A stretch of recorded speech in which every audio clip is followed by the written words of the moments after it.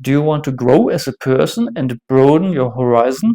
Then the most important piece of advice is probably get out of your bubble, because we tend to stick to what we know, eating always the same food, hanging out with friends who share our views, and staying within the same social circle.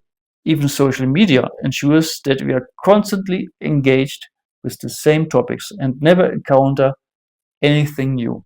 We really can't grow that way. Listen to what Ptahotep 43 to 48 has to say on that matter.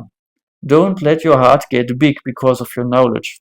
Take counsel with the ignorant as well with the scholar, for the limits of art are not broad, and no artisan is equipped with perfection.